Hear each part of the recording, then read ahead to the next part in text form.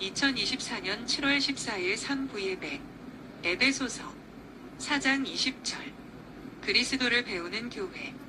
그리스도인의 신앙생활은 그리스도를 만나고 또 그에 대해서 알게 되는 과정을 거쳐 그리스도를 배운 자가 되는 것이며 그걸 그리스도를 안다라고 한다. 그러나 구원받았다면서 신앙인으로 가장을 하고 세상 사람 그대로 머물러 있는 자는 신자로서 완성된 상태라고 보기 어려운 것이다. 우리는 주를 영접한 그날부터 신앙생활의 시작이기에 신앙생활의 삶을 배움으로 채워나가야 한다. 주님을 알아가는 것, 주님을 닮아가는 것, 주님과 교통하는 것을 배우는 것이다.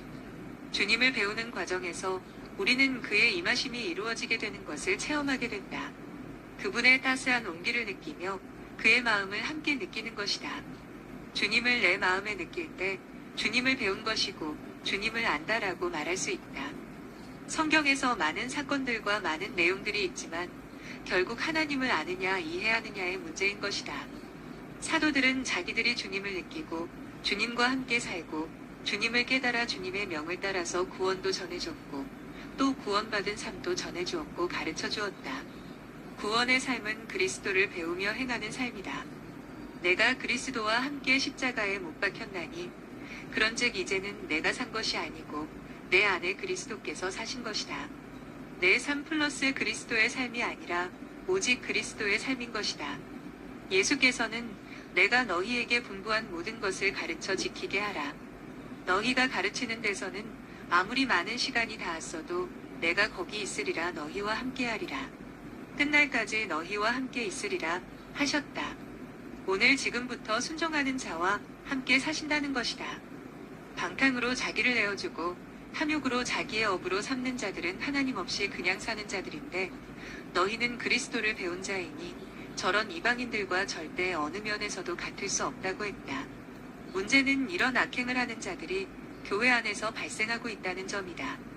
이런 자들로 의해서 교회가 영적으로 오염이 되는 것이다. 그래서 그리스도를 배우는 것이다.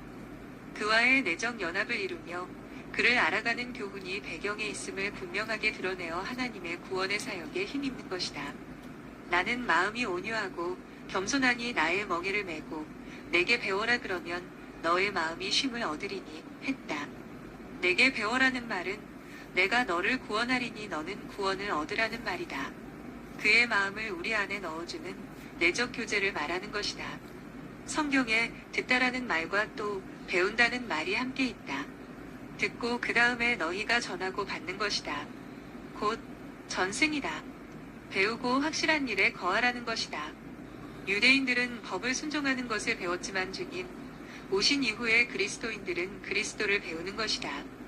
그리스도는 살아있는 진실한 인격체이시기에 배우면서 그런 하나님과 교감을 확대해가고 그를 실제로 만나는 것이다. 그리스도인은 그분에 의해서 새 존재로 태어나는 것이다. 새 인격으로 의롭다함을 받아 다른 존재로 태어나게 되는 것이다. 그러므로 삶의 방식도 새롭게 형성을 시켜 가야 된다. 의롭다함을 받았지만 아직 육신은 죄인임을 깨달아 회개하고 죄와 결별하는 것이다. 결별하고 세상과 끊어야 하는 것이다. 그러기 위해 우리는 그리스도의 성품으로 채워야 하며 그리스도의 마음을 아는 신의 성품에 참여하여야 한다. 그분처럼 사랑하고 그와 사귀면서 그를 따르는 것이다. 그의 의로운 모습, 그의 사랑하는 모습, 그의 자비가 많고 긍휼이 많은 모습, 그의 희생으로 참는 모습을 닮아가는 것이다. 지금은 부족하지만 하나님은 우리를 그 수준까지 올리려 하신다.